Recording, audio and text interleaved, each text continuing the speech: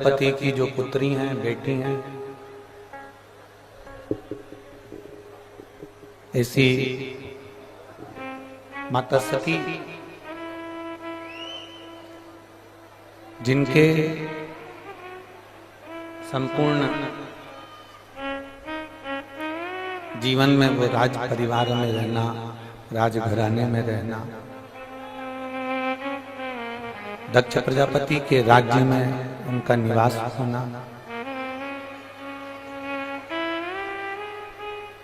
और राजघराने में रहकर वो रही जरूर है राज परिवार में, राजघराने में, राज परिवार में, राजघराने में उनका रहना और परिवार में रही, राज परिवार में उनका रहना हुआ, पर किसी सतगुरु की शरणागति उनको प्राप्त नहीं।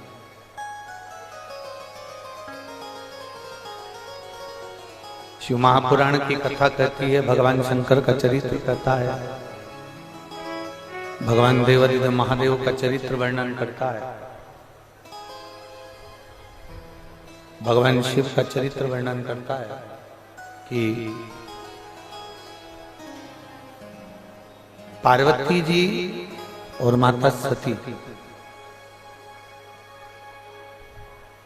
इन दोनों में सबसे बड़ा जो अंतर कल और हमने कथा में श्रवण किया था, उसमें सबसे बड़ा अंतर है कि सती जी की बाल्यावस्था से सती माता को कोई सत्संग नहीं मिला।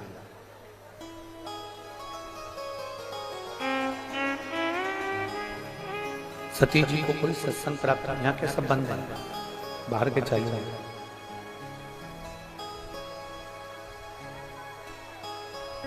माता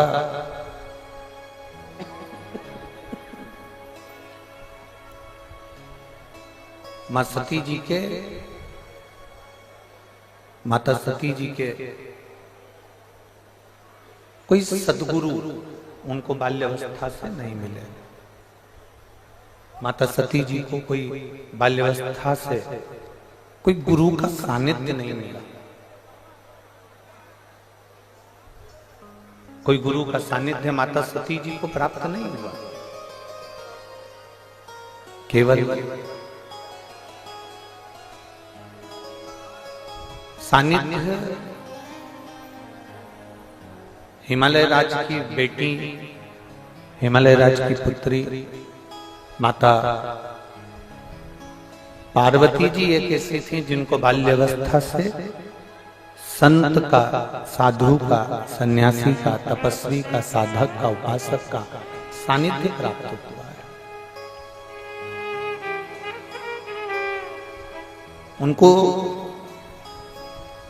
सत्संग मिला और कल कथा में हमने वर्णन किया था, आप लोग सब श्रवण कर रहे थे कि सत्संग मिलना, बाल्यावस्था से संत का सानिध्य करना, गुरुजन के चरणों में बैठना, सत्संग करना, सद्गुरु की शरणागति ग्रहण करना, सद्गुरु के चरणों में जाकर बैठकर थोड़ी सी देर का कोई सत्संग हमारी जिंदगी में मिल जाए तो हमारे जीवन को सार्थक कर, हमारे जीवन को धन्य बना। सती मैया को वो सत्संग प्राप्त नहीं हुआ, माता सती को वो सत्संग नहीं मिला, पर माता पार्वती जी को बाल्यावस्था से देवऋषि नारद ने जो सत्संग दिया वो पार्वती जी के हृदय में, चित्त में वो विराजमान है।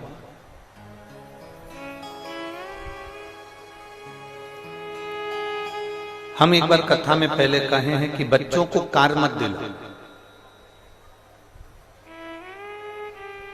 कार दिलाओगे तो बच्चा बेचकर खा जाएगा, पर यदि बच्चों को आप और हमने संस्कार दे दिए तो ये पक्का है कि बच्चा कारों की लाइन अपने दरवाजे पर लगा ले। अगर श्रेष्ठ संस्कार हमने अपने बच्चों को दिए हैं तो कार ढेर सारी आ जाएगी, और यदि हमने बच्चों को संस्कार नहीं दिए तो कार तो हम देकर जा रहे हैं, अगर हम संस्कार नहीं दे रहे तो वो कार देना हमारा बेकार है।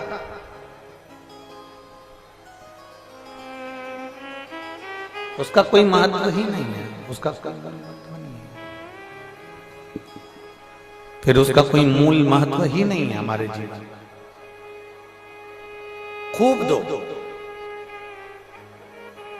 अपने बेटे को हम मना नहीं करेंगे, बेटा आपका है, आप जिंदा हो तो भी दोगे और मर जाओगे तो भी दोगे। बोलो सही है ना? कुशीनगर के जीजी हो, जिंदा हो तो भी अपने बहू बेटों को दोगे और मरने के बाद भी बहू बेटों को दोगे। कितना भी बहू से झगड़ा हो जाए पर जायदाद का हिस्सा तो उसके हक में है। तुम भले मुंह से कह दो कि मेरा बेटा नहीं मानूंगी मैं तुझको, या मेरी बहू नहीं मानूंगी तुझको, तो भी वो जायदाद का हिस्सा तो देना पड़ेगा, वो पीछे नहीं हट सकता। आज इस व्यासपीठ से एक बात कहना चाहेंगे, आप लोगों के स्मरण में होगा। पहले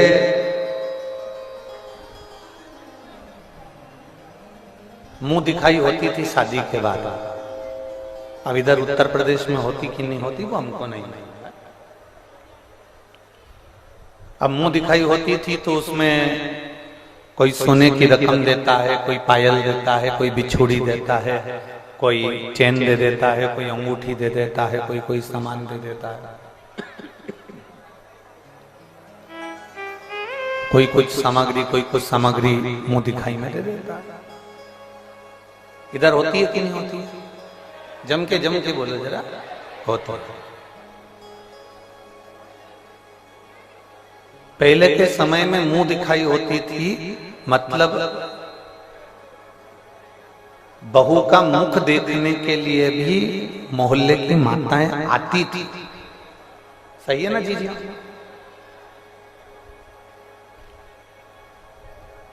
आज के जमाने में तो बहू बिना घूंघट के आती है तो मुंह दिखाई देने की जरूरत ही नहीं पड़ती। आज के जमाने में मुंह दिखाई नहीं लगती।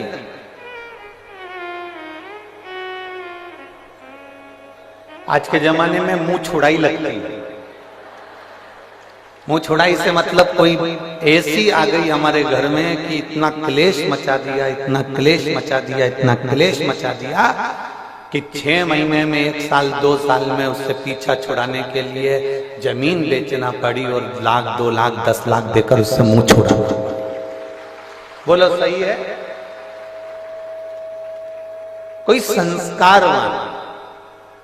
कोई संस्कारवान किसी माता पिता की पुत्री हमारे घर में आ जाती है, कोई संस्कारवान हमारे घर में बेटी आ जाती है जिसकी मुख दिखाई भी होती है और वो घर को अपना समझ कर चलती है, अपना परिवार मानकर चलती है, अपना घर मानकर चलती है, अपना परिवार मानकर चलती है, अपना मानकर चलती है। पर कोई ऐसी आ जाती है कि वो अपने घर को घर नहीं मानती, केवल उसको एक ही मतलब रहता है, मेरा पति मेरा है, मेरे बच्चे मेरे हैं, मेरा मायका मेरा है, बाकी का कुछ भी ससुराल में मेरा नहीं, ससुराल में मेरा कुछ भी नहीं, मेरा पति मेरा है, मेरे बच्चे मेरे हैं, और मेरा पति जो कमा रहा है, नौकरी कर रहा है, वो नौकरी का धन मेरा है, सब कुछ मेरा है। मायके वाले मेरे हैं, मेरे पिताजी मेरे हैं, मेरी माँ मेरी है, मेरी बहन मेरी है, मेरा भाई मेरा है, मेरी भाभी मेरी है, पर पति का जो पक्ष है, ससुराल का जो पक्ष है, वो मेरा है। किसी किसी को ऐसा महसूस होता, किसी पर आप लोगों से एक बात कहना चाहेंगे, पार्वती मैया जब विवाह कर कर वापिस आई हैं, विवाह कर कर जब पार्वती मैया कैलाश धाम पर पहुंची हैं भगवान शंकर के साथ में कैलाश के धाम पर माता पार्वती जी जब पहुंची हैं, कैलाश धाम पर जब माता पार्वती जी पहुंची,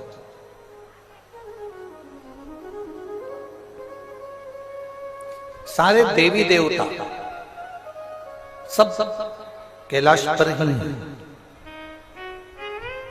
सारे देवी देवता कैलाश पर्वत पर विराजमान।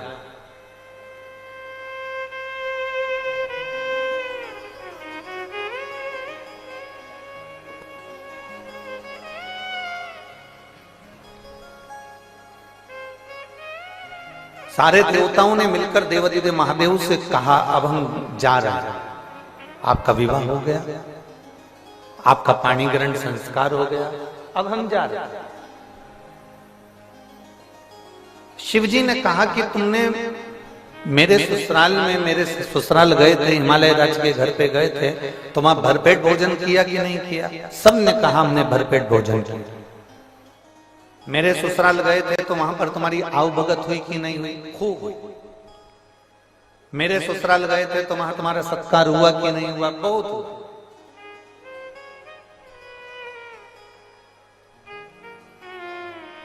अब शिवजी ने देवऋषि नारद से कहा कि सब जा रहे हैं, मेरा फर्ज बनता है कि इनको भेजने से पहले कुछ खिला दूं, पर मेरे कैलाश पर है क्या खिलाने के? मेरे कैलाश पर कुछ भी नहीं है खिलाने के।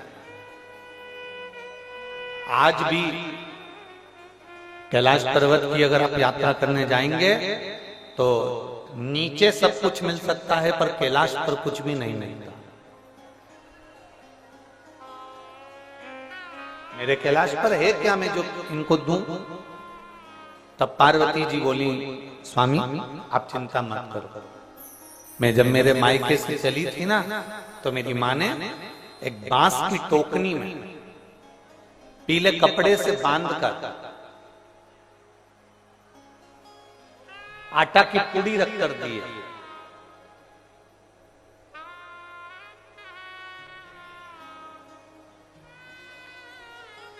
जितने गंगा तट के निवासी होते हैं, जितने सरयू तट के निवासी होते हैं, जितने नर्मदा तट के निवासी होते हैं, जितने गोमती तट के, गोदावरी तट के, जितने यमुना तट के निवासी होते हैं, जितने सरस्वती तट के निवासी होते हैं, जितने गंगा के घाट के निवासी हैं, जितने गंगा के किनारे के निवासी हैं, और जितने सरयू, मंदाकिनी, नर्मदा, कावेरी, गोदावरी, कृष्णा इसके तट के जो निवासी होते हैं, ये सब शंकर जी की बनाई हुई परंपरा से चलते हैं।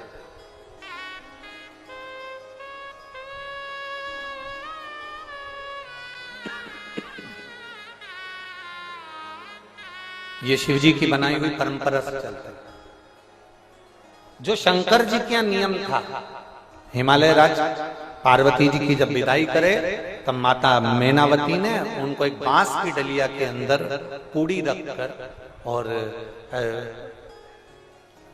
अब उस समय पर देवता कितने बड़े होते थे, बहुत बड़े बड़े, जिनको देवता कहते हैं, देव कहते हैं, तो इतनी इतनी सी पूड़ी नहीं बनाई थी।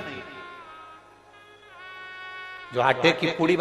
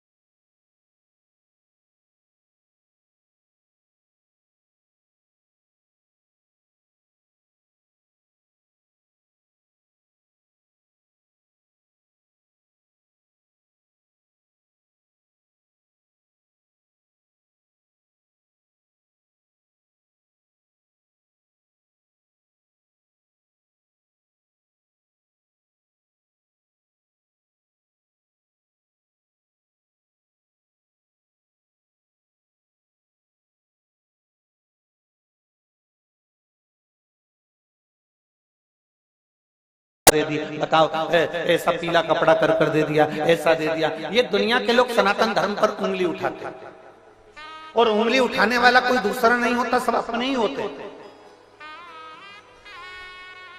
जो अपने ही अपने धर्म पर उंगली उठा देते।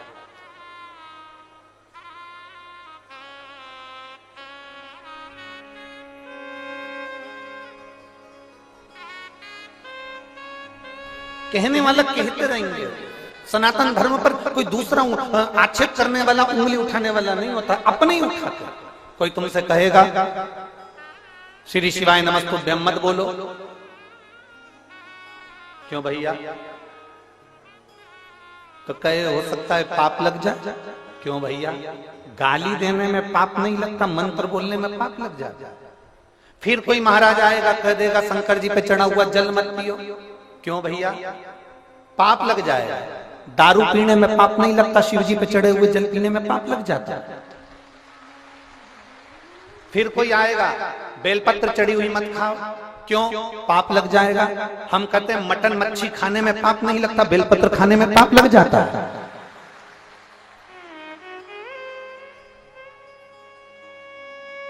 कोई दूसरा आक्षेप करने वाला नहीं मिलेगा, दूसरे नहीं मिलेंगे, अपने ही मिलेंगे जो अपने ही धर्म को नीचे दिखाने का प्रयास करें, अपने ही मिलेंगे जो अपने धर्म को नीचे की ओर ले जाने का प्रयास करेंगे, कोई दूसरा नहीं। हमारे यहाँ मैदे की पूड़ी बनकर आई है, और जो शिव ने बना दिया नियम वो आज तक चले आ रहा है, आज तक। और ये मैदे की पूड़ी का या आटे की पूड़ी का ये दलिया देने का ये नियम आज का नहीं है, ये हमारे यहाँ पुराने समय का, बहुत पुराने समय का। कहाँ? तो कहते हैं ये सतयुग के समय का है, जब माता पार्वती और शिव जी का विवाह हुआ था, उस समय पर ये दलिया दी गई थी, जो आज तक जी जा रही है, आज तक दी जा रही है। अब वो पूड़ी कैसी है, जम के बोलो जरा। ठीक ठीक, देवताओं ने जो पूड़ी खाई तो सबने तुरंत खबर करी भगवान भोलेनाथ जी के पास में, ये पूड़ी तो फीकी है, फीकी।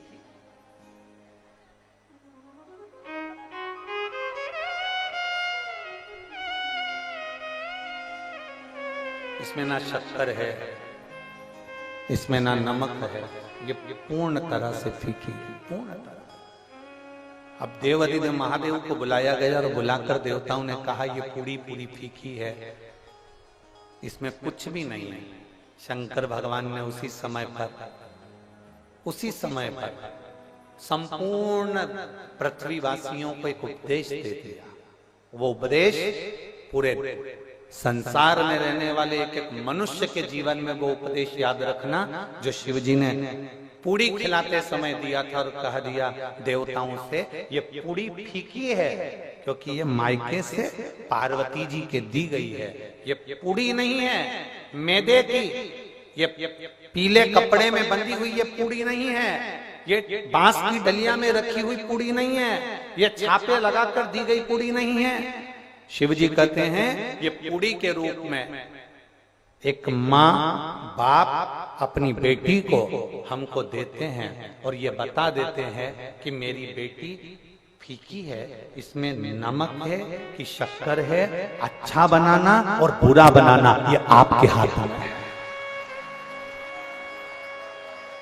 मेरी बेटी फीकी है, इसको अच्छा बनाना और बुरा बनाना तुम्हारे हाथ में है। हमारी बेटी को हम जितना जैसा बना सकते थे बनाकर आपको दिया है, इस पूड़ी को बनाकर हमने आपको दिया है। अब आपकी जवाबदारी, आप इसको शक्कर से खाएंगे कि आप इसको नमक से खाएंगे, ये आपकी जवाबदारी है कि आप अपनी बहू को कैसा संस्कार देते हैं। आप अपनी बहू को गाली देते हैं, आप शब्द कहते हैं, ताने देते हैं, आड़ा टेढ़ा बोलते हैं, या अपनी बहू को सहलाकर प्रेम से, स्नेह से, अपनी मीठी वाणी से अपनी बहू को इतना मिठास में घोल लो कि वो फीकी पूड़ी भी मीठी हो जाए। ये महादेव की कथा का,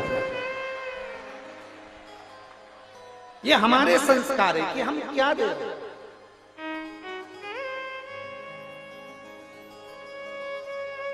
ये हमारे संस्कार है कि हम क्या प्रदान कर रहे हैं। पहले के समय में मुंह दिखाई होती थी तो रकम दी जाती थी, आज के जमाने में मुंह छुड़ाई होती है कि इतना इतना अपशब्द कह जाती हैं बेटियां, इतना अपशब्द बोल जाती हैं बहुएं कि आखिरी में सास ससुर कह देते हैं भले 1-2 एकड़ जमीन बिक जाए, 2 बीघा जमीन चली जाए, और इसको जाने दो, इसको अपने घर जाने दो, हम नहीं रह सकते इसके सामने, पीछा छुड़ा देते हैं लोग। मुंह दिखाई क्या मुंह छुड़ाई का काम करते हैं, 1 लाख 2 लाख 5 लाख लो और पीछा छुड़ा दो, तुम तो जाओ, हमें नहीं रखना। ये बड़ा विचित्र समय आ गया। इस विचित्र समय को हमें साधना,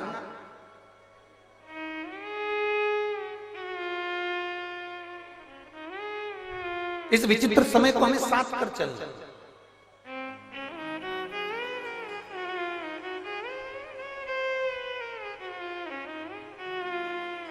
और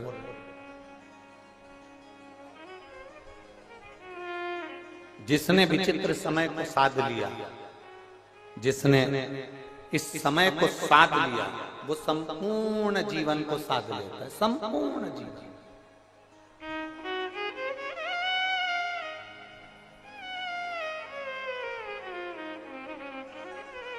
शादी के 4 साल, कितने वर्ष, जम के बोलो जरा, जम के। शादी के 4 वर्ष अपनी बेटी को, अपने बेटे को सिखाकर भेजना। शादी के 4 वर्ष सबसे कठिनता के वर्ष होते हैं। ये 4 वर्ष शादी के, इसमें बचपन, जवानी, अधेड़ी और बुढ़ापा सब कुछ समझ में आ जाता है शादी के 4 साल। क्यों? अपने घर को छोड़कर तुम दूसरे घर में जाती हो, वहां के घर में तुम सेटल होना, उसमें एडजस्ट होना बड़ा कठिन है। मेरी जीजियों, जिसके पांव की हड्डी टूट जाती है ना, बोलो किसी किसी के पांव की हड्डी टूटी होगी तो उस हड्डी की जगह पर उसमें एक लोहे की, स्टील की राड लगा दी जाती है। बोलो सही है कि गलत? हड्डी की जगह पर एक दूसरी स्टील की, लोहे की राड लगा दी जाती है, कापर की राड लगा दी जाती है। शरीर वही है, पर वो हड्डी की जगह पर दूसरी कोई हड्डी आकर, वो दूसरी स्टील की राड जो लगाई गई है, स्टील की जो डंडी लगाई गई है, उसको एडजस्ट होने में, उसको रमने में डॉक्टर भी कहते हैं 4-6 महीने लगेंगे। उसको सही एडजस्ट होने में 4 महीना लग जाता है। दांत लगवाओ तो उसको एडजस्ट होने में, जम के बोलो जरा, 4 महीना लग जाता है। तुम कुछ भी लो, उसको एडजस्ट होने में 4 महीना लग जाता है, वो 4 महीने लग जाते हैं। पर एक जीवन का एक लक्ष्य अपने अंदर उतार कर रखना शिव महापुराण का, कि तुम्हारी शादी हो, बेटी की शादी हो, बेटे की शादी हो, उसको कहना, आपस में समझने में, परिवार में रमने में, परिवार में जुड़ने में हर बेटी को कम से कम 4 साल लगते ही हैं। उसको 4 साल लगेंगे। अब उसमें उसको सुनना भी पड़ेगा, उसमें उसको साधना पड़ेगा, उसमें उसको सबको एडजस्ट कर कर चलना पड़ेगा। जो 4 साल अच्छे से साथ कर चल लेती है, जो 4 साल अच्छे से अपने जीवन को निकाल लेती है, फिर उसका बुढ़ापा नहीं बिगड़ता, उसका बुढ़ापा सुखमय हो जाता है, आनंदमय हो जाता है। 4 वर्ष थोड़ा साधना पड़ेगा। जो शुरू के 4 साल साध लिया, उसकी जिंदगी सध गई, और जो 4 साल नहीं साध पाया, उसकी जीवन बेकार। पर आज के जमाने में तुम्हारा जी, हमें तो तुरंत निर्णय चाहिए। बस लड़ाई हुई, मायके गई, नोटिस पहुंचा दिया, तलाक। अब पूछो क्यों तलाक ले रहे हो? तलाक क्यों ले रहे हो? तो कहा हमारी सास बेकार है। तलाक क्यों ले रहे हो? हमारा ससुर बेकार है। तलाक क्यों ले रहे हो? हमारी जेठानी, देवर, ननन सब बेकार है। तलाक क्यों ले रहे हो? हमारा पति बेकार है। मतलब इतने खानदान में ये 5 उंगली में कोई उंगली तो काम की होगी। 5 सदस्य घर में रह रहे हैं, उसमें से कोई तो अच्छा होगा। नहीं, मेरा पति बेकार, सास बेकार, ससुर बेकार, देवर बेकार, जेठ बेकार, और मेरी जेठानी बेकार, मेरी ननद बेकार, सब बेकार दिख रहे हैं, तो समझ लेना तुम्हारा चश्मा गड़बड़ है। काले कलर का चश्मा लगाकर तुम सोच रही हो सब पीले दिख जाए। बोलो री, कुशीनगर की जीजी हो, काले कलर का चश्मा लगाकर तुम सोच रही हो सब पीले दिख जाएं, काले कलर का चश्मा लगाकर तुम कह रही हो सब नीले दिख जाएं, काले कलर का चश्मा लगाकर तुम कहती हो हरे दिख जाएं, काले कलर का चश्मा लगाकर तुम कहती हो सब साफ दिख जाएं, सीधे दिख जाएं, सफेद दिख जाएं। नहीं हो सकता। अपना चश्मा चेंज करिए, मतलब गड़बड़ी अपने अंदर। बुरा जो देखन में चला बुरा न मिलिया कोई, इसलिए अपने को साधना पड़ेगा। हमें ये भी बुरा लग रहा है, वो भी बुरा लग रहा है, वो भी बुरा लग रहा है, सारा संसार का आदमी बुरा लग रहा है, घर में रहने वाला बच्चा बुरा लग रहा है, जेठानी के बच्चे बुरे लग रहा है, देवरानी के बच्चे बुरे लग रहे हैं, ननन के बच्चे बुरे लग रहे हैं, तुम्हारे कमरे में आकर बैठ जाए तो तुम धुतकार के भगा दो, तो समझ लेना कि चश्मा हमारा गड़बड़ है, हमें चेंज करना पड़ेगा। चश्मे को नहीं, अपने दिल को, अपने मन को हमें चेंज करना पड़ेगा, तब हमको सब अच्छा नजर आना प्रारंभ होगा। कोई दूसरा नहीं, हमें अपने आप को बदलना पड़ेगा। और मत बुरे कर्म कर बंदे वरना पछताएगा, भगवान की आंखों से तू बच नहीं पाएगा, तू बच नहीं पाएगा। अरे ओ अज्ञानी मत करना जानी, अरे ओ अज्ञानी मत करना जानी। तेरे कर्म का फल भी तू ही पाएगा, जैसा किया तूने तेरे आगे आएगा।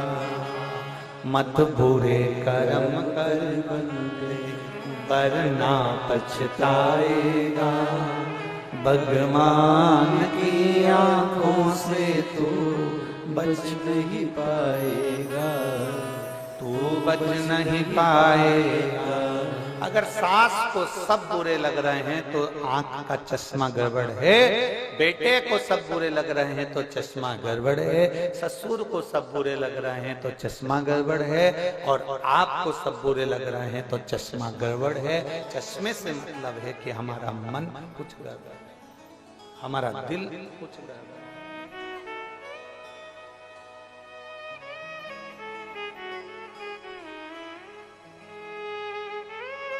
मुंह दिखाई होती थी, मुंह छुड़ाई नहीं,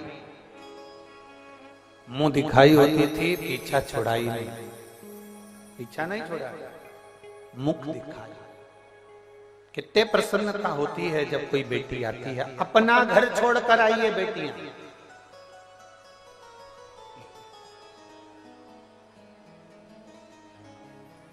घर में रहने वाली सासों को एक बात समझ लेना चाहिए जरा अच्छे से। तुम भी आई थी तो तुमको भी एडजस्ट होने में समय लगा था, ये सासों को समझना चाहिए। और तुम्हारा समय दूसरा था और ये समय दूसरा है।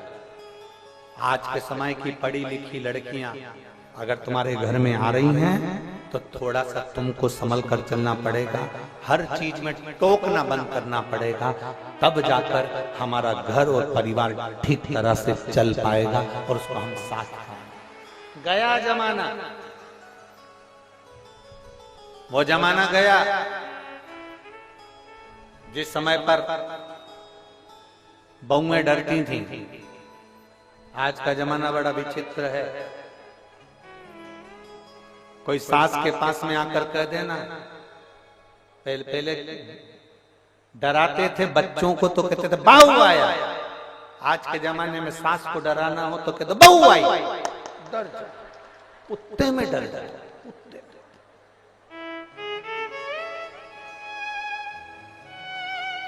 बोलो बोलो, सही है कि गलत है? पहले के जमाने में बच्चों को डराते थे बहू आया, आज के जमाने में सासों को डराना थे बहू आई। हलवा आधा मुंह में आधा, अभी तो गई थी वापिस।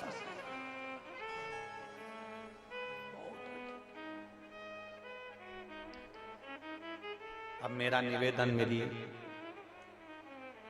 जीजियों से और मेरे जीजाओं से, जितने आस्था चैनल पर कथा सुन रहे हैं, जितने फेसबुक यूट्यूब पर कथा सुन रहे हैं, इन सब से मेरा निवेदन है, ध्यान देना। थोड़ा ध्यान रखना, हमें ज्यादा टोक टोक कर जिंदगी नहीं दी। तुम बूढ़े हो जाओगे, तुम्हारी नहीं चलेगी, फिर बहुएं कोई काम करेगी तब तुम्हारा दिल दुखेगा। इसलिए अभी से ऐसे हो जाओ, आग लगे बस्ती में अपन रहो मस्त। टाइम पे अपने लिए चाय आ रही है, टाइम पे अपने लिए भोजन आ रहा है, समय पर सब काम हो रहा है, अच्छे से अपनी जिंदगी चल रही है। ज्यादा किसी को रोका टोकी करना उत्तमता नहीं है। हाँ, थोड़ा बहुत बोलो, मना नहीं, पर अधिकता में नहीं, जिससे हमारा घर, हमारा परिवार टूटे ना। ऐसे शब्दों का संबोधन न किया, ऐसे शब्दों का संबोधन ना करा।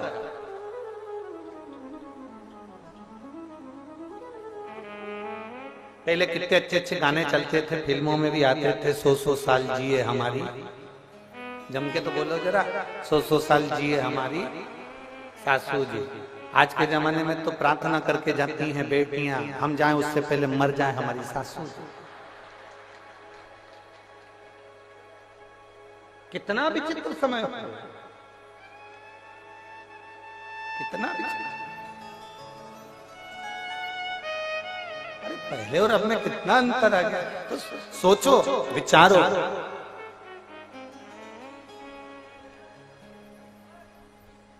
एक पत्र लिखा है किसी बच्चे ने,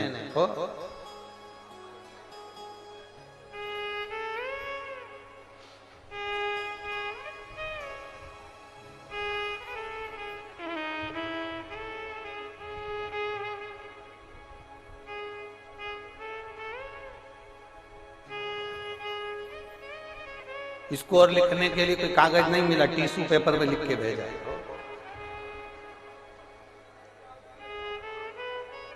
प्रणाम गुरुजी, मेरा नाम सूरज गौर, मैं लखीमपुर का रहने वाला हूं।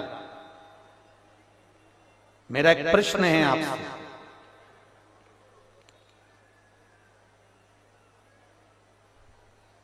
भगवान शंकर मंदिर में, शिवालय में ही रहते हैं, बाहर क्यों नहीं निकलते? पकड़ ला, कुशीनगर घुमा दे, उसमें क्या टेंशन? ये कोई प्रश्न है? कहां बैठा है सूरज? चांद को भी पकड़ ला मेरे बेटा। प्रणाम गुरुजी, मेरा नाम सूरज गौर, मैं लखीमपुर का रहने वाला हूं।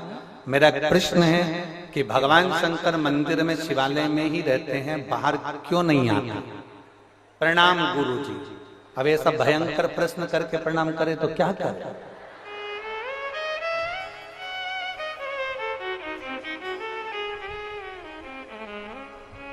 भगवान मंदिर में रहते हैं, बाहर क्यों नहीं आते?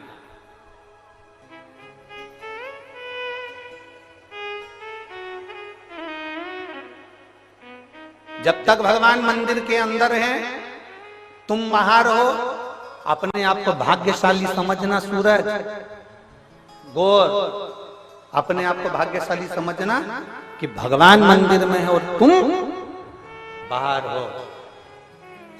जिस दिन भगवान बाहर आ गए ना, ये तुम जो मोबाइल पे झूठ बोलते हो ना, वही ये सब धर के देगा ना, छठी का दूध याद दिला देगा। जरा सा किसी के साथ बेईमानी करोगे ना, वहीं चट्ट से देगा ना, 2 मिनट बेईमानी नहीं कर पाओगे। जरा सा कहीं गलत खा पी लिया, वहीं दोचा ना, कुछ गलत नहीं कर पाओगे। इसलिए उनको मंदिर में रहने दे, बाहर मत आने दे, नहीं तो तुनी पड़ जाएगा। बोलो री जीजिए, सही बात है कि गलत है? वो मंदिर के अंदर है इसलिए तुम बाहर झूठ बोल लेते हो, वो मंदिर के अंदर है इसलिए तुम बाहर पाप कर लेते हो, वो मंदिर के अंदर है इसलिए तुम बाहर छल कर लेते हो, वो मंदिर के अंदर है इसलिए तुम बाहर कपट कर लेते हो, वो मंदिर के अंदर है इसलिए तुम बाहर बेईमानी कर लेते हो, वो मंदिर के अंदर है इसलिए तुम चोरी भी कर लेते हो। अगर वो मंदिर से बाहर निकल गया तो तुम्हारी जिंदगी सही नहीं। वो दोच कैसे? जैसे बच्चा जब तक अकेला पढ़ता है, एकदम फुल एंजॉय के साथ पढ़ता है, पढ़ गया, सो गया, खाता पीता पढ़ रहा, और मम्मी के सामने पढ़ के बता, मम्मी दो रख के बोल ए फॉर एप्पल, मैं भी तकलीफ बोला, फिर मारा। बच्चा स्वतंत्र है, तब तक वो अच्छे से घूम रहा है, पढ़ रहा है, खा रहा है, पी रहा है, पढ़ते पढ़ते सब एंजॉय कर रहा है। पर मम्मी के सामने, पापा के सामने बैठ गया पढ़ने के लिए, फिर मम्मी पापा के सामने कोई हरकत करेगा क्या? जम के बोलो रही कुशीनगर की दीदी करेगा? मम्मी पापा के सामने बच्चा कोई हरकत नहीं कर सकता, अकेला रहेगा तो हरकत कर सकता है। उसी तरह शंकर हमारे माँ बाप हैं, अगर वो बाहर आ गए तो हम कोई हरकत नहीं कर सकते।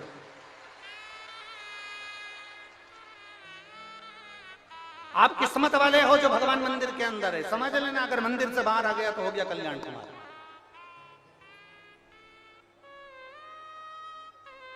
अब तुम रोज मंदिर जाया करो, लोटा भर जल चढ़ा के, सूरज चांद, सूरज गौर लखीमपुर, तुम रोज भगवान को मंदिर में जल चढ़ाने जाया करो तो धन्यवाद देकर आना। धन्यवाद तुम नहीं देना,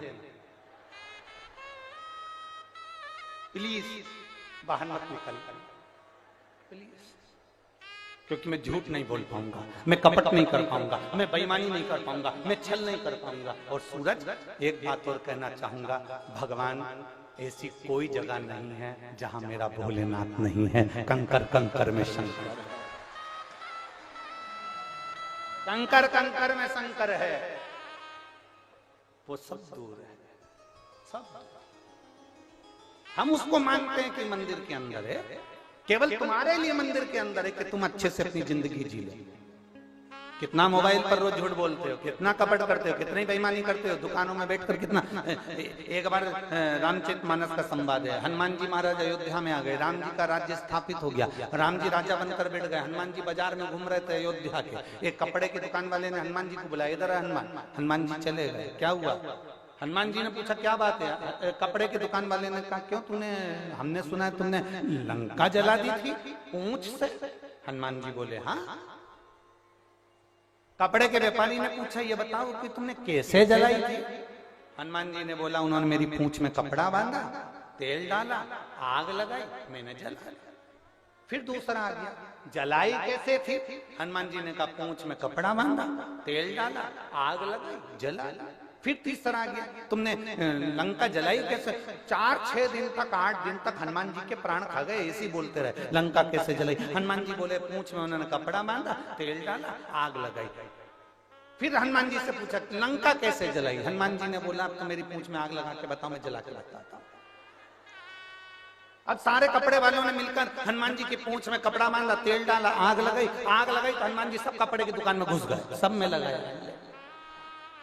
अब सब में आग लगा के जैसे आए, सारे कपड़ा व्यापारी राम जी के पास अयोध्या में पहुंच गए। राघव जी की जय हो, राम जी की जय हो, खूब रोते बिलखते पहुंचे, प्रभु प्रभु प्रभु निर्णय कर दीजिए। हनुमान जी के, राम जी ने पूछा हुआ क्या? कुछ नहीं हुआ। हमने हनुमान जी से पूछा था कि तुमने लंका कैसे जलाई? हनुमान जी ने अपनी पूंछ में आग लगाकर हमारी कपड़े की दुकान जला दी। हनुमान जी को बुलाया, हनुमान तुमने ऐसा क्यों करा? हनुमान जी बोले मेरे से रोज पूछते थे कि लंका कैसे जलाई, कैसे जलाई। मैंने कहा आग लगाओ, मैं जला के बता देता हूँ। तो इनकी दुकान क्या लंका थी? हनुमान जी बोले लंका से कम नहीं थी, 1 रुपए की चीज 10 रुपए में बेचते थे, इसलिए लंका से कम नहीं थी, आग लगा दी।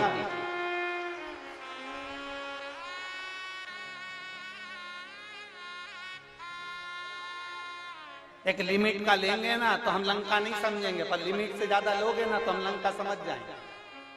आग लगाने में पीछे नहीं हटेंगे। अरे भाई भगवान मंदिर के अंदर है तो तुम आजाद हो, आजाद। तुम्हारी गाड़ी पे जब तुम्हारी पत्नी बैठी रहती है, तुम्हारी मम्मी बैठी रहती है, तुम्हारी मोटरसाइकिल पे तुम्हारे पापा बैठे रहते हैं, तब लड़का इतनी सज्जनता से गाड़ी चलाता है, कंगी पाटी पाड़ के धीरे धीरे धीरे धीरे चलाता। जब मम्मी पापा घर के अंदर, फिर लड़का जो गाड़ी चलाता है वो तो पूरा कुशीनगर देखता है, पूरा कुशीनगर देखता है। जब लड़का अकेला होता है गाड़ी चलाता है तो पूरा कुशीनगर देखता है, पूरा नगर देखता है। पर मम्मी पापा गाड़ी के ऊपर हैं, लड़का धीरे गाड़ी चलाएगा, स्लो गाड़ी चलाएगा, पापा चिल्ला देंगे, पीछे से थपड़ा देंगे, पीछे से एक थपड़ा हो गया। चला रहा धीरे धीरे धीरे धीरे धीरे। और जो मम्मी पापा घर के अंदर, इसने गाड़ी उठाई भुर भुर करके बोझ जाए मालूम पड़े, फिर गिर गया पड़ गया। तब मम्मी पापा के पास खबर आई कि वो पड़ गया, चोट। मम्मी बोली मेरा लड़का तो बहुत धीमी गाड़ी चलाता था। शंकर भगवान मंदिर के अंदर बैठे रहते हैं, पार्वती जी से कहते रहते हैं, पार्वती जी कहती है कितनी सीधी है ये जो तुम्हारे मंदिर में दिया लगाने आ रही है, कितना सीधा है ये जो तुमको एक लोटा जल चढ़ाने आ रहा है।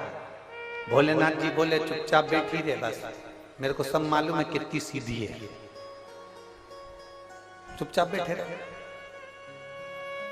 कितने प्रेम से एक लोटा जल चढ़ाता है, 4 महीने हो गए चढ़ाते चढ़ाते, तुम इसकी सुन क्यों नहीं रहे। शंकर भगवान बोले पार्वती आंख बंद करके बैठी रहे, मेरे को मालूम है कब इसको क्या देना है।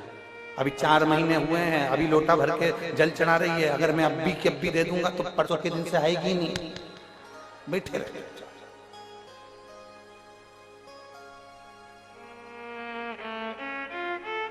आप आए नहीं और सुबह हो गई, मेरी पूजा की थाली धरी थी, धरी रह गई। क्यों नहीं आते, किससे लिए नहीं आते?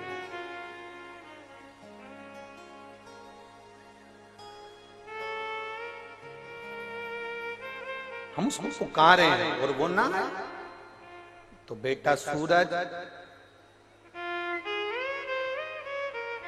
टिश्यू पेपर ये हमारे पास में है। धन्यवाद, बहुत अच्छा प्रश्न आपने किया। और सारे कुशीनगर वालों के लिए ये प्रश्न नहीं, पूरे भारत और विश्व वालों के लिए प्रश्न का उत्तर है कि परमात्मा मंदिर के अंदर रहता है तो हम हमारे कर्म करते रहते हैं। वो तो हर जगह पर है और हमारे कर्मों को नजरअंदाज करता रहता है।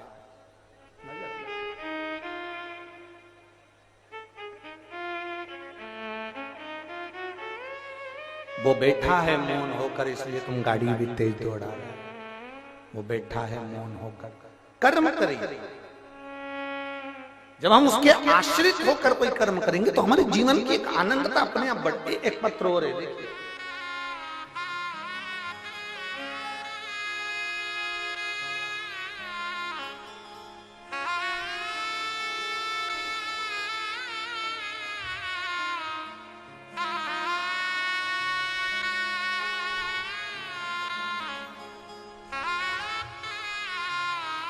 मैं गीता देवी, पति का नाम श्री नागेश्वर तिवारी, गोरखपुर की निवासी हूँ। कहीं बैठी हूँ गीता देवी तो हाथ हिला सकती हूँ। मैं गीता देवी, पति का नाम श्री नागेश्वर तिवारी, गोरखपुर की रहने वाली। कहीं बैठी हूँ तो हाथ हिला सकती हैं। कहीं बैठी हूँ तो हाथ हिला सकती हैं। मैं गीता देवी, पति का नाम नागेश्वर तिवारी, गोरखपुर की निवासी हूँ। मेरा मोबाइल नंबर ये है। कहीं बैठी हूं तो हाथ हिला सकती। अच्छा इधर है क्या, एक बार हाथ हिला दो। ठीक दिख गए, दिख गए। श्री शिवाय नमस्ते।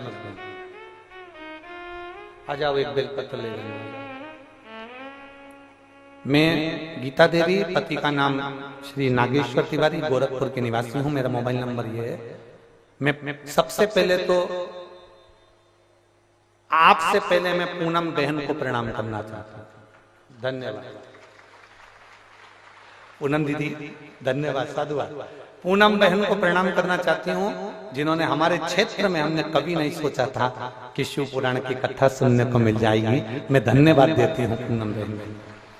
फिर गुरुजी आपसे कहना चाहती हूँ, एक लोटे जल का क्या महत्व है। 2022 में मेरा पैर में तकलीफ हो गई, L4 L5 मेरी हड्डी खसक गई, कमर की भी और पैर में भी तकलीफ हो गई, चलने से मोहताज हो गई, लेटने बैठने से तकलीफ में आ गई। डॉक्टर को दिखाया, डॉक्टर ने मुझे ऑपरेशन तक कह दिया। और कमर का ऑपरेशन होना ये बहुत कठिन काम है गुरुजी, कि बाद में मैं जिंदगी भर बैठ पाऊंगी कि नहीं बैठ पाऊंगी, चल पाऊंगी कि नहीं चल पाऊंगी, कहीं जा पाऊंगी कि नहीं जा पाऊंगी, कोई भरोसा नहीं था। हमने डॉक्टर से पूछकर अपने घर आ गए। मेरी जेठानी ने आपके बारे में मुझे बताया और आस्था चैनल पर कथा सुनना प्रारंभ करा। फिर मेरी बेटी रोज मुझे शिव जी के मंदिर ले जाती और जल चढ़वाती। एक बेलपत्र लेकर आते हम, वो बेलपत्र खाती, जल पूरे शरीर पर लगाते और आचमन भी करते। गुरुदेव धीरे धीरे थोड़ा सा आराम लगा, पर पूरा आराम नहीं लगता। आपने एक बुधवार की अष्टमी का एक उपाय बताया था और एक चतुर्थी का उपाय बताया था और एक सोमवार की अष्टमी का मूंग और गुड़ का उपाय बताया था, जो मैंने करा। करने के बाद में 2023 में आप कहते हो ना कि रुद्राक्ष महोत्सव में कथा सुनने का कितना महत्व है। मेरी शरीर से बन नहीं रहा था तो भी मैं 2023 के रुद्राक्ष उत्सव में सीहोर गई और कुबेरेश्वर धाम पर वहां बैठकर मैंने शिव महापुराण की कथा सुनी। गुरुदेव नीचे बैठने का मना तो भी हम लोग वहां बैठकर कथा सुने और वास्तव में वो कंकर शंकर की धरा है। वहां एक बार अगर कोई शिव पुराण की कथा सुन लेता है तो उसकी मनोकामना पूर्ण होती ही है। वो ऐसी पवित्र धरा। गुरुदेव हमने वहां बैठकर कथा सुनी, वहां से रुद्राक्ष लाए, उस रुद्राक्ष को तांबे के कलश में गलाए, उसका पानी शिव जी को चढ़ाकर कुंदकेश्वर महादेव के नाम से पीना प्रारंभ करा।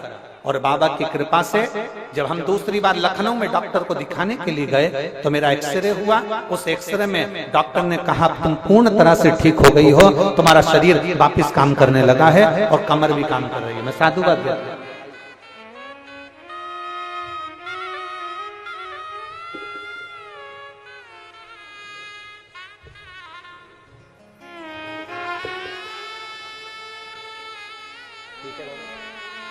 खुश होइए, आंसू को आंसू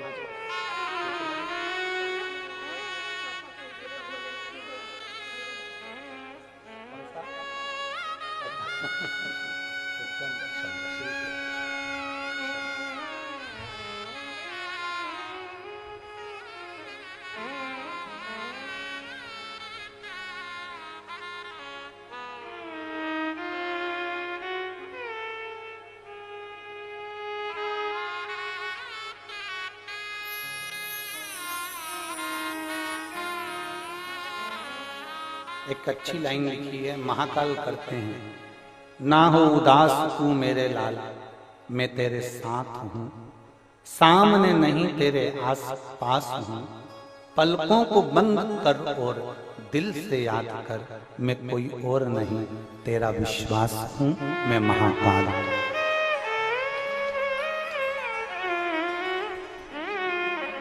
शिव तत्व संभव होगा।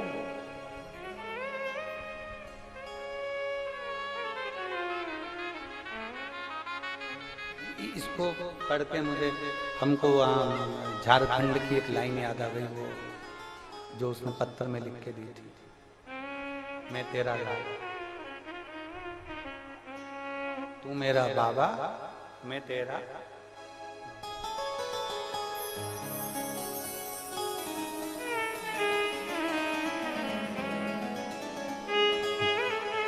रिश्ता तेरा मेरा सबसे है प्यारा। खड़े नहीं होना है, खड़े नहीं होना है, केवल वो तो हम वैसा ही स्मरण करें। रिश्ता तेरा मेरा सबसे है प्यारा। आप भी बोलिए, रिश्ता तेरा मेरा सबसे प्यारा, तू मैं हूँ तेरा लाला, मैं हूँ तेरा लाला, तू मेरा बाबा, मैं हूँ तेरा लाला, मैं हूँ तेरा लाला। एक पत्र बड़ा विचित्र है, पत्र अच्छा है, उसको समझने वाला है।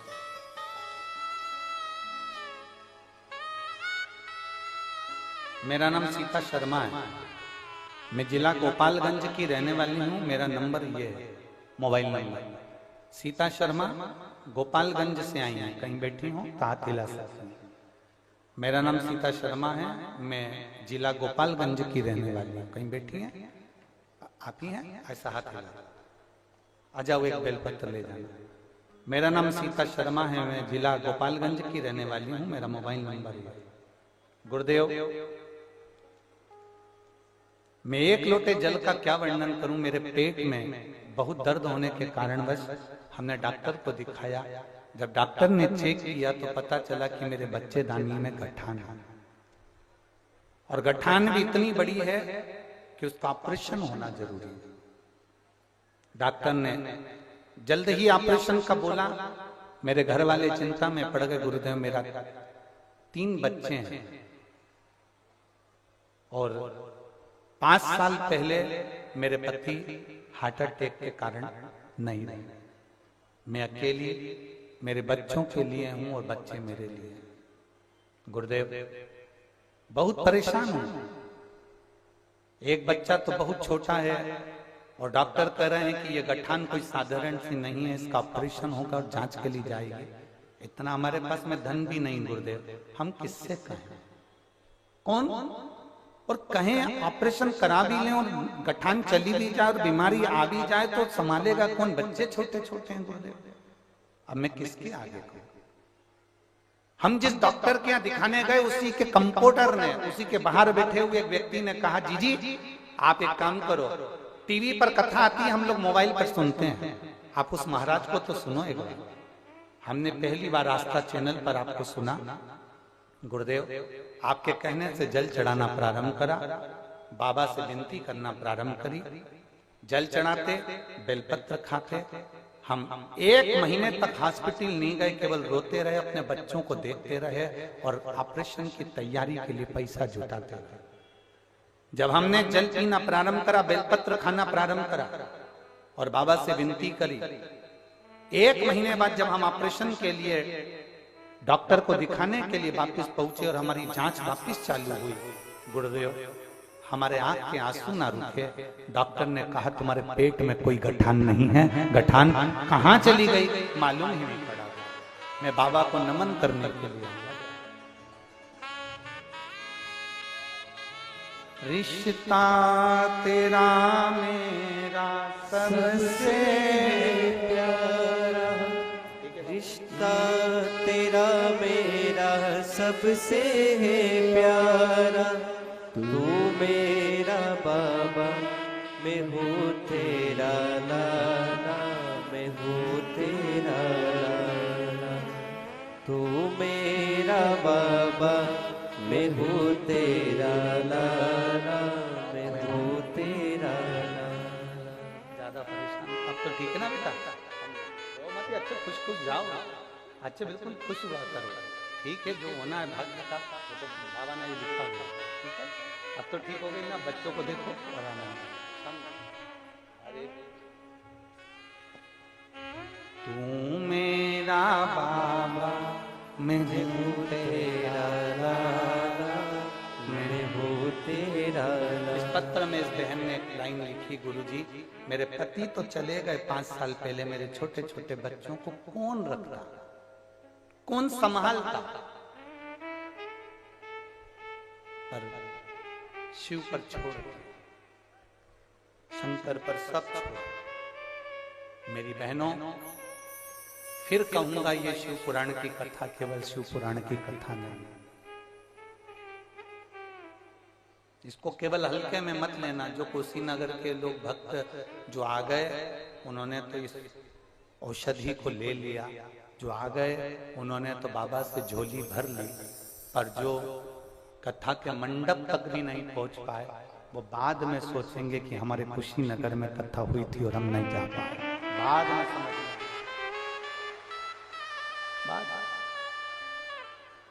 रिश्ता तेरा मेरा सबसे प्यारा, रिश्ता तेरा मेरा सबसे है प्यारा।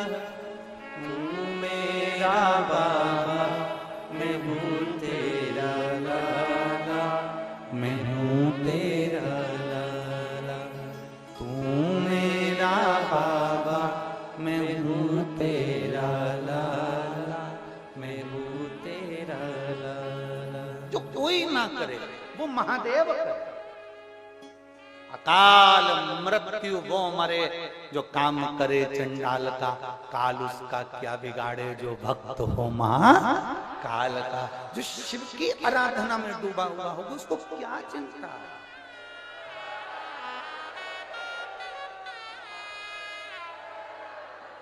जो शंकर की आराधना में डूबा उसको क्या चिंता करना भाई, उसको क्या चिंता। बोल बम का नारा है, हम उसके आश्रित हो गए, हम उसके भरोसे। हम कहेंगे इतना सभी दुख आपकी जिंदगी में आए ना, आप लोटा भरकर शिव के मंदिर जाओ, जाओ शिव के मंदिर। कई लोग कहते हैं दुख आए तब मंदिर जाओ, ना ना ना। कोरोना का वैक्सीन लगवा लो, कोरोना से बचे रहो। बचपन में 3 महीना 2 महीने का बच्चा होता है, उसको टीके लगते हैं तो माँ बोलती है इसको भी कोई बीमारी नहीं, मत लगाओ। नहीं नहीं, अभी के लिए नहीं, बाद में काम आएगा। अभी टीका लग गया तो बाद में काम आएगा, अभी वैक्सीन लग गई तो बाद में काम आएगा। उसी तरह तुम अभी से अगर शंकर के मंदिर में एक लोटा जल चढ़ाना प्रारंभ करोगे तो बाद तक काम आएगा। अभी ठीक है, अपनी जगह पर है, बाद तक काम आएगा, आज नहीं।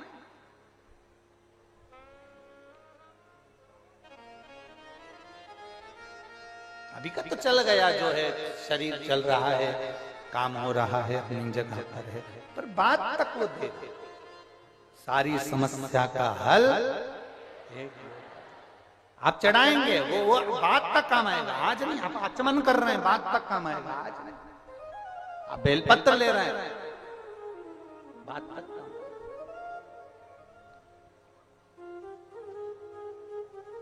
और मेरी जीजियों, रोज बेलपत्र आप नहीं खा सकते तो रोज बेलपत्र शिव जी की लेकर आते हो, उसको सुखा लो।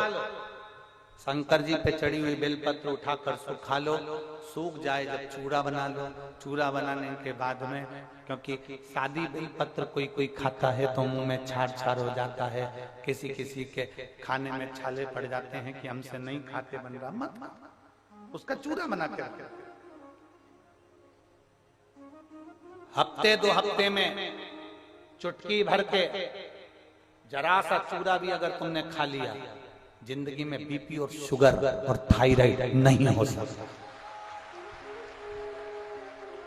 बीपी शुगर और थायराइड नहीं हो सकता। और जितने शुगर के पेशेंट बैठे हैं यहाँ पर और जितने बीपी के पेशेंट बैठे हैं, उनसे भी कहूंगा, जो कहता है मेरा शुगर ऊपर नीचे हो रहा है, हम उनसे कहेंगे दिन में 3 बार तुम बाबा जी की बेलपत्र उठाकर खाइए। शिव जी पे चढ़ी हुई बेलपत्र शंकर से कुंदकेश्वर महादेव के नाम से उठाकर खाओ, और दूसरे दिन ही तुम जांच कराओ तुम्हारी शुगर लेवल में आती नहीं आती, बताना जरूर। हम भी यही हैं, कुशीनगर में अभी कहीं गए नहीं है, आज चौथा दिन है, 3 दिन यही है, कहीं नहीं जाने वाले, यहीं पर 3 दिन और आप करो सेवन कुंदकेश्वर महादेव के नाम से बेलपत्र खाकर, और फिर जांच कराओ और रिपोर्ट हमको भी दिखाओ। क्यों एक पत्र आया है, इसमें उन्होंने पूरी रिपोर्ट तक लगाई है। इसमें उन्होंने पूरी रिपोर्ट कम से कम लगभग 60-70 पेज की पूरी रिपोर्ट लगाई है, और इसमें एक उन्होंने डॉक्टर की लिस्ट भी लगाई, जिस डॉक्टर ने कह दिया था कि तुमको कभी जिंदगी में बच्चे नहीं हो सकते, क्योंकि तुम्हारे पति और पत्नी में दोनों में ही ऐसा है कि दोनों को बच्चे नहीं हो सकते। उसने पूरी रिपोर्ट लगाई, पत्र में भी लिखा कि संतान नहीं हो सकता। ये पत्र है, मेरा नाम कविता देवी, पति का नाम श्री विजय सिंह, ग्राम प्राणथपरा, पानपराय प्राणथपराय, देख लेना। कुशीनगर मेरा घर है, कुबेर स्थान प्राणथपरा, कुबेर स्थान कुशीनगर मेरा घर है। कहीं बैठी हैं का?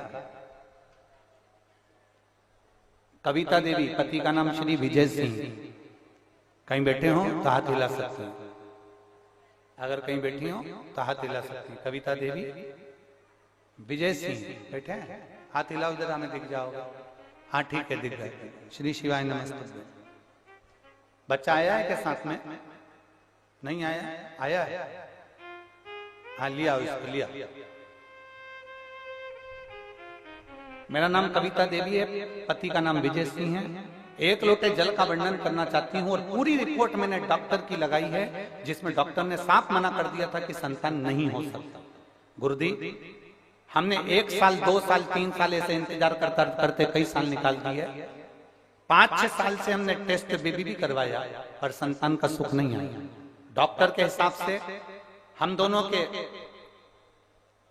ब्लड का ग्रुप एक होने के कारणवश या कोई समस्या डॉक्टर ने बताई, जिसके कारणवश हमें दोनों को संतान का सुख नहीं हो सकता।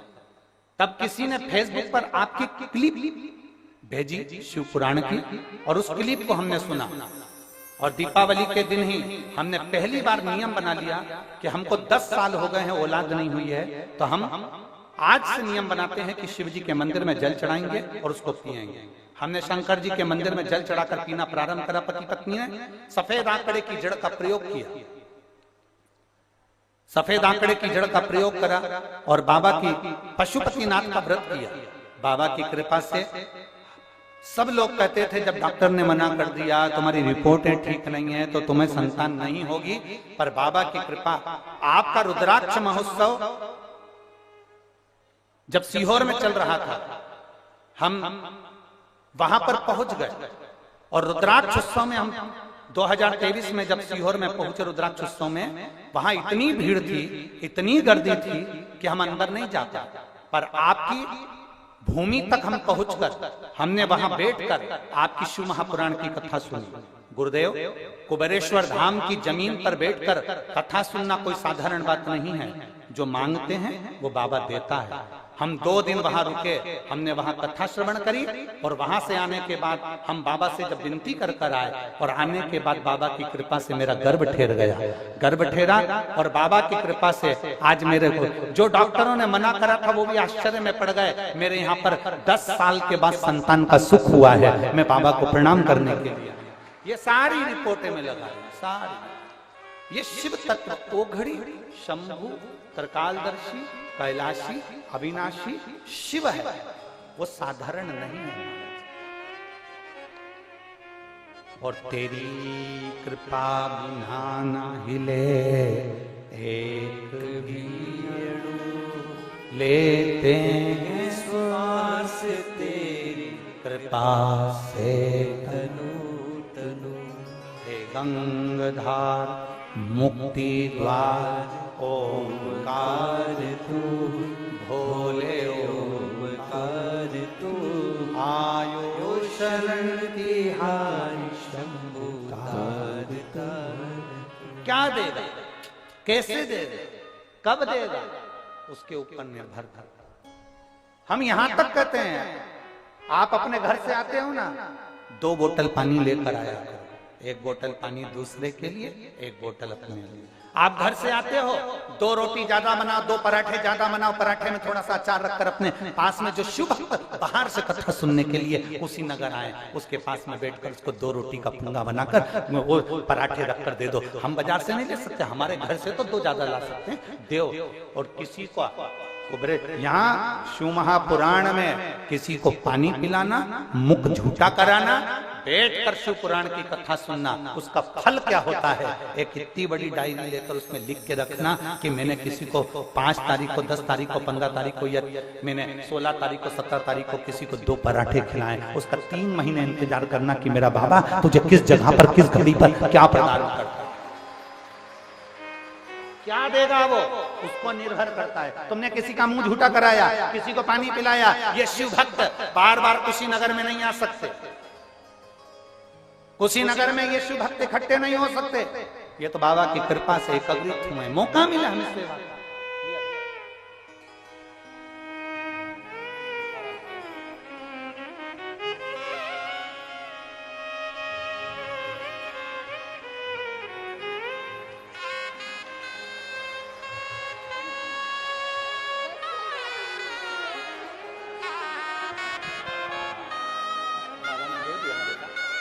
तो खुश, अब भले 10 साल के बाद दिया तो ना।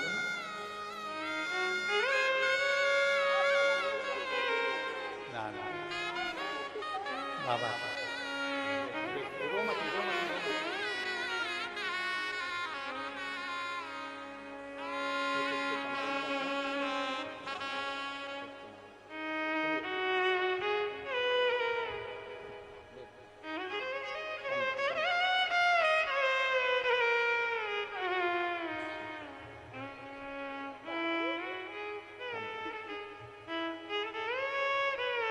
शिव शिव शंभु शंभु।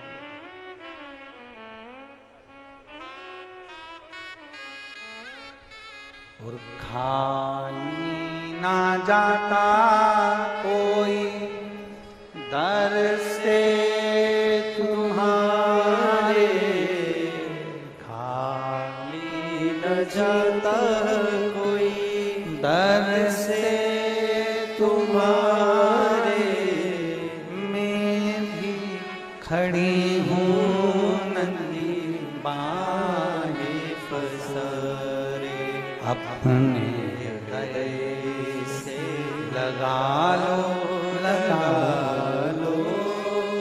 गिरा जा रहा हूँ, उठा लो, भोले अपने दर से अब तो न टालो, गिरा जा रहा हूँ, उठा लो।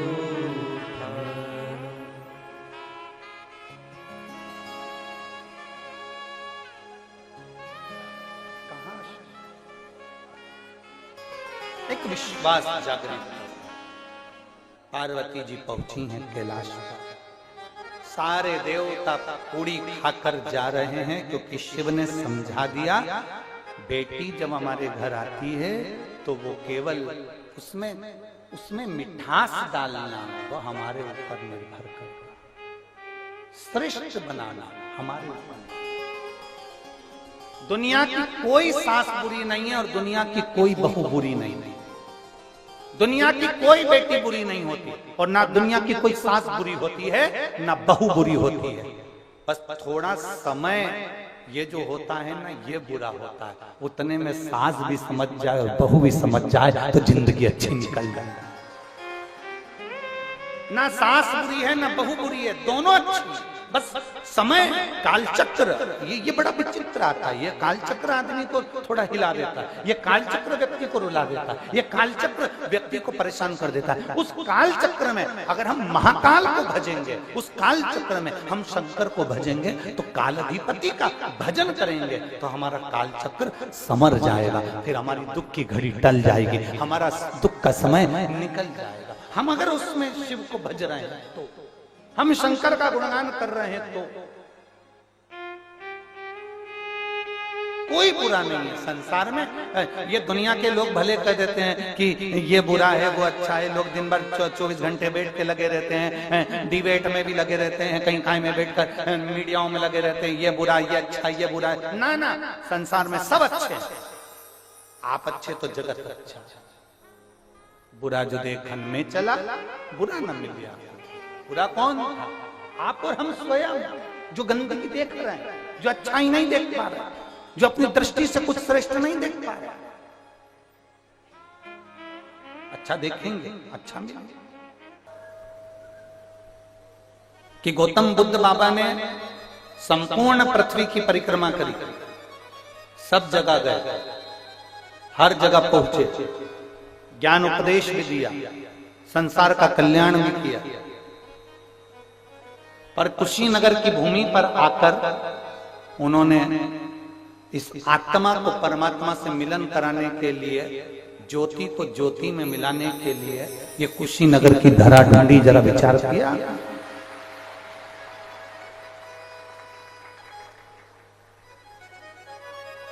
मतलब कुछ तो इस भूमि पर होगा ऐसा, कुछ तो वो कहते हैं ना कि वो चुंबक जो होती है ना, वो लोहे को खींच लेते। जो पवित्र भूमि होती है, जो श्रेष्ठ भूमि होती है, वो संतों को, साधुओं को, गुरुजन को खींच लेते। और देखो कुशीनगर की भूमि ने राजदास महाराज जी को भी अयोध्या से खींच के यहाँ बुला लिया, तो मतलब कुछ तो है ना भूमि का, तो महत्व है। और इस पवित्र भूमि पर आप और हम शिव महापुराण की कथा का लाभ ले रहे हैं और अपने जीवन को सार्थक करना, कहीं ना कहीं कुछ ना कुछ तो अच्छा है इस धरा का, जिसके कारण बस हम इन सब रसतत्वों को अपने भीतर उतार रहे हैं। शिव जी ने एकांत का वास किया। अब सबसे ज्यादा एकांत का वास कहां हो सकता है? बोलो रे बोलो, कुशीनगर वालों जरा जम के। सबसे ज्यादा एकांत का वास।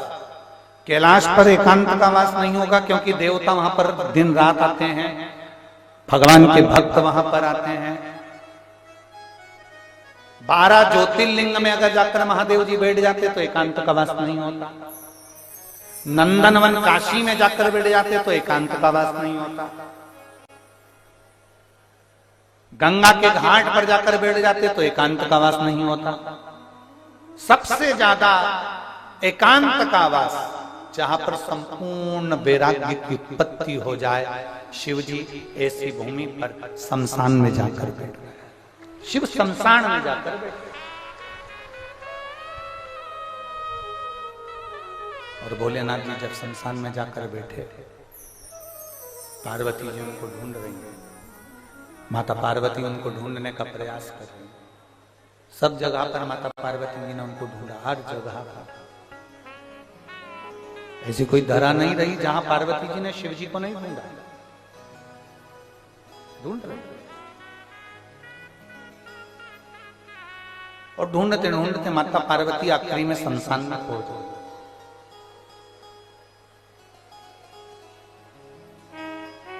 और शमशान में बैठी पार्वती जी शिव जी का पूजन कर रहे हैं। समझने वाला विषय है, शमशान में जाने के बाद तंबाकू खाने का विषय नहीं है ये। दुनिया के कई लोग मुर्दा जलाने के लिए जाते हैं, शमशान जाते हैं, अंतिम संस्कार करने जाते हैं। घर के लोग अंतिम संस्कार करते रहते हैं, बाकी के सब तंबाकू मल मल के फटके लगा के खाते रहते हैं।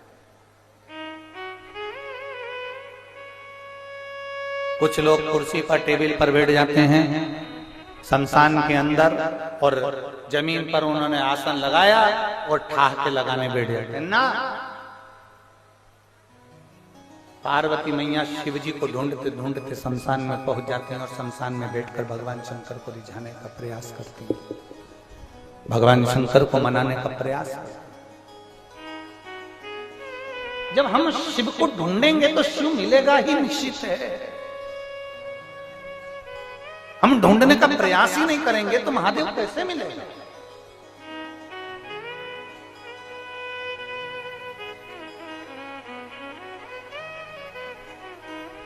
आज महाराज जी पत्रकार वार्ता थी, तो उसमें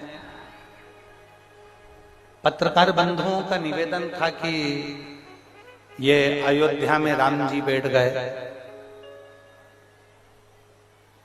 ज्ञानवापी का मुद्दा चल रहा है,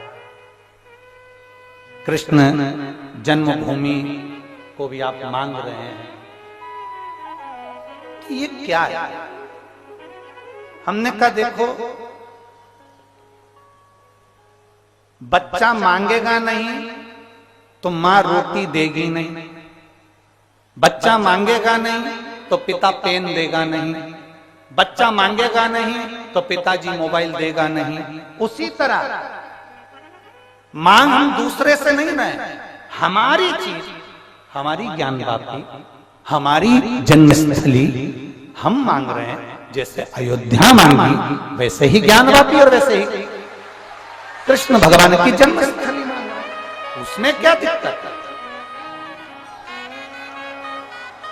भगवान कृष्ण की जन्मस्थली मांग रहे हैं तो इसमें कोई बड़ी बात नहीं है, हमारी है इसलिए मांग रहे हैं। ज्ञानवापी मांग रहे हैं तो हमारी है इसलिए मांग रहे हैं। अयोध्या हमारी थी तो हमने मांगी, और आज अवध में राम जी विराजमान हुए। ये प्रधानमंत्री जी और मुख्यमंत्री जी को धन्यवाद, बहुत बहुत साधुवाद। ठीक है और रहे।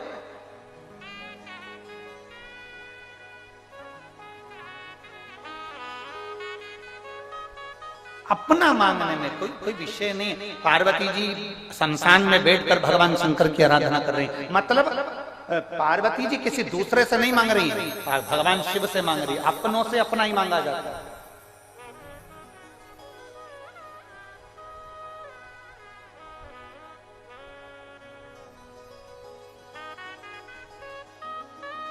फिर महाराज जी उन्होंने कहा राजनीति का मुद्दा है,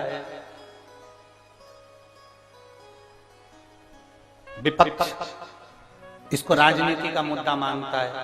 हमने उनसे कहा कि राजनीति का मुद्दा मानता है, हम तो कहते हैं अगर वो अयोध्या में राम लाने को तैयार हो जाते, वो ज्ञानवापी में शिव लाने को तैयार हो जाते, वो जन्म स्थली पर कृष्ण को लाने को तैयार हो जाते, तो हम भी उनके साथ खड़े हो जाते। उसमें क्या दिक्कत है?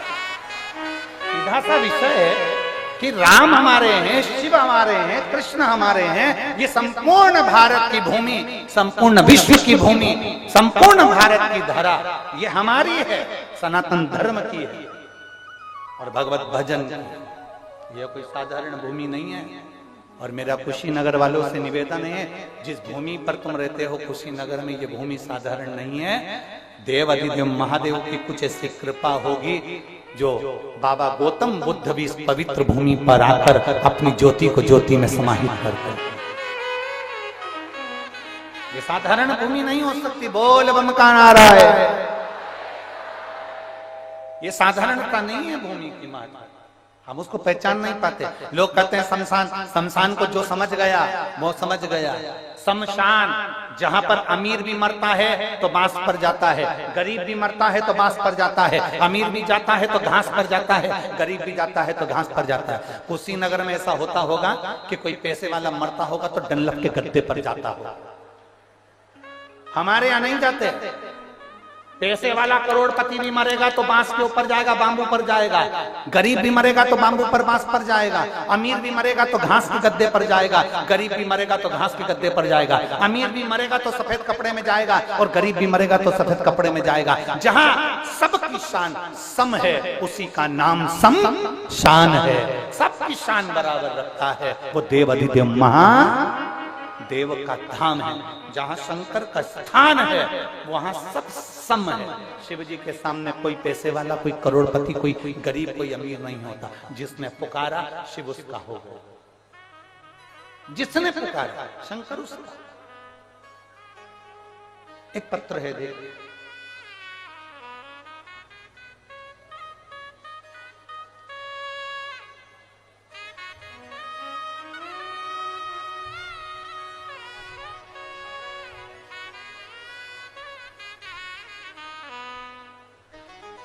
मैं बासमती देवी, पति का नाम रामचंद्र कुशवाहा, मैं पंजाब पटियाला से आई हूं। आप ही हैं? हाथ हिला दीजिए। आ जाओ, एक बेलपत्र ले जाओ। मैं बासमती देवी रामचंद्र कुशवाहा, मैं पंजाब पटियाला से यहाँ आई हूँ कथा श्रवण करने के लिए।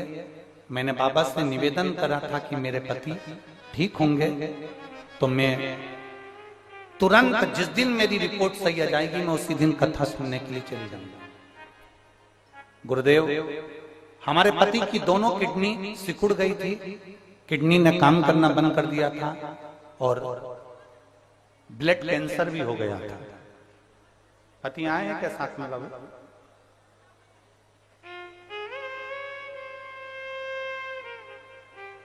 किडनी सिकुड़ गई थी, किडनियों ने काम करना, दोनों किडनियों ने बंद कर दिया था, ब्लड कैंसर भी हो गया था। कोई भी डॉक्टर, कोई भी जितनी जगह दिखाया तो उन्होंने एक ही बात कही थी, ये कुछ ही महीने के मेहमान, क्योंकि इनकी किडनी ने भी काम करना बंद कर दिया और ब्लड कैंसर भी हो गया। अब ये बचना मुश्किल है और कुछ ही महीने के मेहमान। हम उनको इलाज कराने के लिए पीजीआई चंडीगढ़ के हॉस्पिटल लेकर गए और पीजीआई में ले जाकर उनको भर्ती कराया, दिखाया तो वहां के डॉक्टर ने भी कह दिया कि अब इनके पास में समय नहीं है और इनका ब्लड कैंसर भी फैल चुका है और इनकी किडनियों ने काम करना बंद कर दिया। ऑपरेशन कराते हो तो भी हल्का है और ना कराओगे तो भी जल्दी। तब एक डॉक्टर ने कहा इनका ऑपरेशन करा लो, हो सकता है थोड़ा बहुत अंतर आ जाए पर पूरा नहीं आ सकता। हम उनको अपने घर लेकर आ गए और आपकी कथा हम उनको सुनाने लगे और हम भी सुनने लगे। शिव जी से प्रार्थना करते, एक लोटा जल शिव जी को चढ़ाते, वो लेकर आते, उनको पिलाते। एक बेलपत्री हम शंकर पर चढ़ाकर कुंदकेश्वर महादेव का नाम लेकर आते और उनको खिला देते। मैं बाबा को धन्यवाद देने के लिए आई हूं कि हमने जब वापिस उसी चंडीगढ़ के हॉस्पिटल में जांच कराई तो डॉक्टर भी आश्चर्य में पड़ गया कि इनकी किडनी ने काम करना प्रारंभ कर दिया और इनका कैंसर भी समाप्ति पर हो गया। आज मेरे पति की जो रिपोर्ट आई है वो पूर्ण तरह से एकदम ठीक आई है और नील आई है। इसलिए मैं बाबा को यहाँ प्रणाम करने के लिए चंडीगढ़ से, यहाँ पटियाला से, पंजाब से मैं कुशीनगर तक आ गई गुरुदेव। मैं बाबा को यहाँ प्रणाम करने के लिए आई। ये शिव तत्व है, शंभु प्रकाशदर्शी कैलाशी। आपका विश्वास, आपका भरोसा, आपकी दृढ़ता शिव के करीब लेते हैं।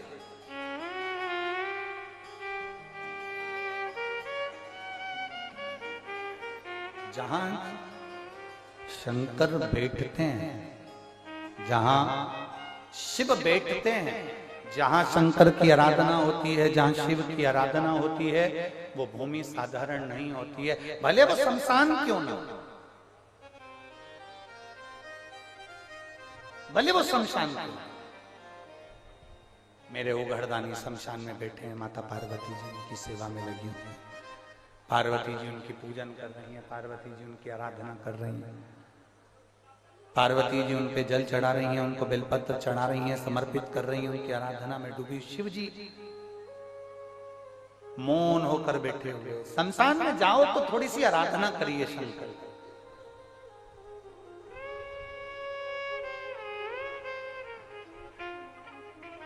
शमशान में जाकर ठिठोली नहीं करना, शमशान में जाकर हमें हंसना नहीं है, शमशान में जाकर हमें कोई किसी के ऊपर ठाका नहीं लगाना।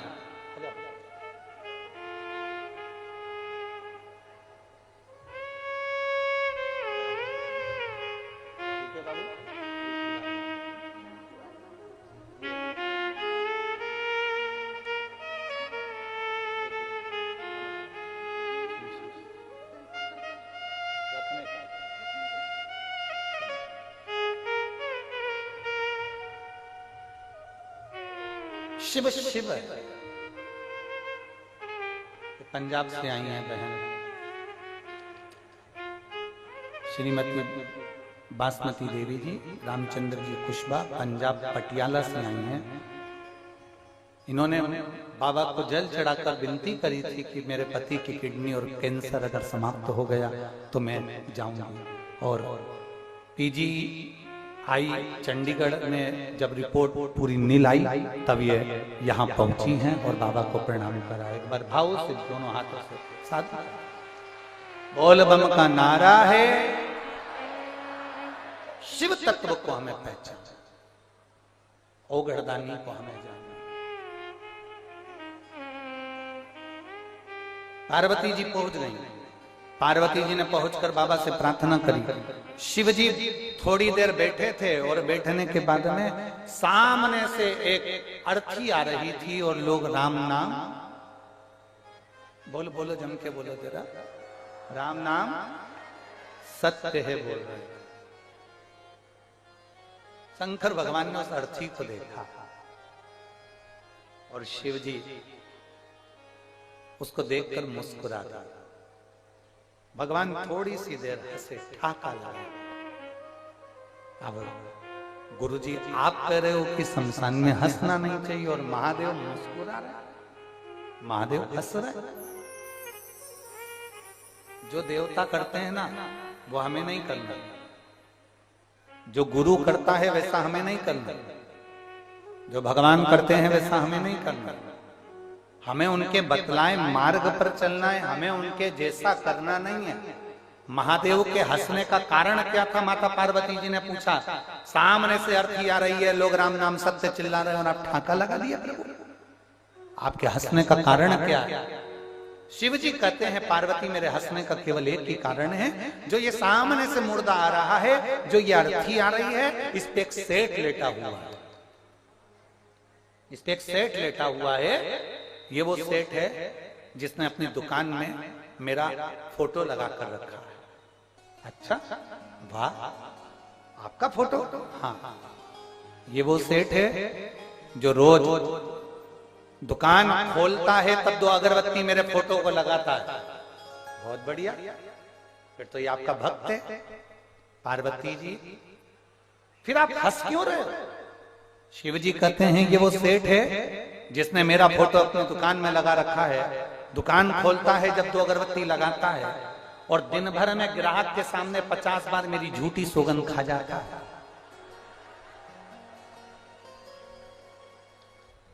अब बताओ, शंकर जी हंसे नहीं तो क्या क्या? अब शिव जी हंसेंगे नहीं तो क्या करेंगे? 50 बार ग्राहक के सामने मेरी झूठी कसम खा जाता है। प्रभु कुछ भी हो, अगरबत्ती तो लगाता है। शिव जी ने कहा उसी अगरबत्ती का तो पुण्य देने के लिए गया था। मैंने सोचा ये रोज अगरबत्ती लगाता है, भले कैसा भी है, कसम दिन भर खाता है, पाप भी बहुत करता है, झूठ भी बहुत करता है, कसम पर कसम खाता है, छल भी करता है, लोगों का धन भी खा जाता है, बहुत बेकार काम करता है। पर मैंने सोचा 2 अगरबत्ती लगाता है तो अपन 2 कदम चलकर इसके घर पर इसको ज्ञान देकर आते हैं। मैंने एक महात्मा का रूप धारण करा। शिव जी कहते हैं मैंने एक महात्मा का रूप धारण करा और महात्मा का रूप धारण कर कर मैं इसके घर पर पहुंच, और मैं इसके घर पर जाकर मैंने आवाज लगाई, सेठ जी सेठ जी सेठ जी। निकल कर बाहर आया। मैंने कहा मेरे को 2 रात्रि यहाँ पर विश्राम करना है। इसने मुझे 2 रात्रि का विश्राम दिया। मैंने 2 रात्रि इसके यहाँ विश्राम करा। 2 अगरबत्ती का पुण्य मुझे देना था, इसलिए मैंने इसको पुण्य दिया। मैंने इसको समझाने बैठ गया, सुनो सेठ जी, थोड़े दिन के बाद तुम मरने वाले, थोड़ा अच्छा काम कर लो। सेठ जी ने मुझे 4 गाली बक दी। मेरे ही घर का खा रहा है, मेरे ही घर में सो रहा है, मेरे ही घर का घी पी रहा है, मेरे घर का पानी पी रहा है और मुझे मरने का बोल रहा है। फिर भी तुम साधु हो, तुम सन्यासी हो, तुम तपस्वी हो, तुम साधक हो, तुम महात्मा हो, तुम्हारा कहना मैं मानूंगा, तो क्या करना है बताओ। इतने में सेठ जी ने पूछा तो महादेव महात्मा का रूप धरकर बोले, सेठ जी अब तुम भी वैराग्य ले लो, सन्यासी बन जाओ, तुम घर छोड़कर चले जाओ। इतने में सेठ जी बोले बिल्कुल मैं घर छोड़कर चले जाऊंगा, पर बस मेरे बेटे की शादी हो जाए, एकदम फ्री हो जाऊं, वो दुकान संभाल ले, मैं चले जाऊंगा। कुछ दिन बाद बेटे की शादी हो गई। शंकर भगवान बोले पार्वती से मैं फिर इसके घर पहुंच गया और मैंने कहा सेठ जी बेटे की शादी हो गई, अब तो चलो। इतने में बोला बस बहू को एक अच्छोरा छोरी हो जाए, फिर मैं पूरा छोड़ दूंगा, वैराग्य धारण कर लूंगा, सब छोड़ कर चले जाऊंगा। अब बहू के घर में छोरा छोरी हो गया, ये दादा बन गए, उनको खिलाने में लग गए, इधर उधर उठाने में लग गए, घोड़ा हाथी बनने में लग गए। फिर मैं पहुंच गया सेठ जी। जैसे ही मैंने कहा सेठ जी ने कर लिया दरवाजा बंद। मैं खिड़की में से चिल्लाया सेठ जी। दरवाजा खोल के बाहर आए और आते से मुझसे बोले मेरा पीछा पकड़ के बैठे हो, तुम तो बाबा बन गए क्या, मुझे बनाने बैठे हो? मुझे नहीं बनना, चलो यहां से जाओ। सेठ जी ने मुझे धक्का मारकर निकाल दिया। इतने परिवार में आसक्ति खाकर पड़ गए, इतना पोता पोती बेटा बहू पत्नी बच्चे दुकान जमीन जायदाद इतना घिर गए कि घर से 1 मिनट कहीं नहीं जाते, ना मंदिर ना देवालय ना शिवालय। आखिरी में यम का निर्णय तो यम का है, इसके प्राण छूटे और ये इसी के घर में इसी की बाथरूम में से जो पानी निकलता है उसी में कीड़ा बन गया। उसी में जिस बाथरूम में से पानी निकलता है, जिस बाथरूम में से पानी निकल कर बाहर जाता है उसी बाथरूम की नाली में कीड़ा बन गया।